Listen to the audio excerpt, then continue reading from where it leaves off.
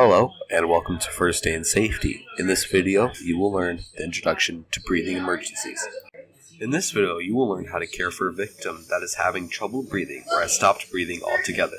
It is important to remember that you should always follow the 3 action steps: check, call, and care in any emergency situation. If you have forgotten these steps, here's a brief summary. First, check the scene and ensure your safety. You need to notice the victim's position as you approach him or her and anything that could put you or the victim in danger. If you get hurt trying to help, you may only serve to make matters worse. Next, check the victim. This involves checking to determine if the victim is conscious or unconscious, has an open airway and is breathing, and has a pulse. One of the first items that need to be assessed is if the victim could have a head or neck injury. This will determine what steps need to be done in what order. After checking the victim, designate a person to call EMS. If you are alone, then you must do it yourself. You should be able to tell EMS your location, the situation at hand, and description of the patient. Also, you should be able to give the EMS up-to-date directions on your current location. Remaining calm in this step is crucial.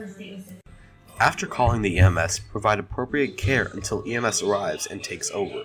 Be aware of signs and symptoms of shock from the victim.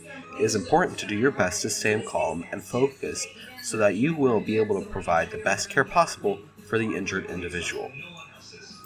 Alright, so let's look at this scenario. I have circled you in red and you and your best friend are out eating some steaks. Your friend chokes on some steak and she puts up the universal sign for choking, which is the 2 hands to the neck, and her face is blue. Well, what do? First thing you do is check the scene. So if you are injured, do not continue and ask for help from somebody else. But if you are not, then continue. Next is to check the victim. So see if they are choking. If they're actually choking, continue. But if they are not and they say that they are fine, then you can sit back down. Next step is to call the EMS. So call the EMS. If there's somebody next to you, like the waiter or the 2 other people in this picture shown, then you can ask them to call it for you, which is actually a lot more helpful so you can carry out the next step. But if there's nobody next to you and you're by yourselves, then you can call the EMS and keep them on the line. You should be able to tell them where you are, what the situation is, and the description of the patient. Keep them on the line because you need to tell them directions and keep them up to date on your current location. You should also be able to remain calm. Everything is all right. Next, what you need to do is you need to provide appropriate care until the EMS arrives. So in this situation, she is choking. So what you can do is do the Heimlich maneuver, or you can give back blows to the back of her chest.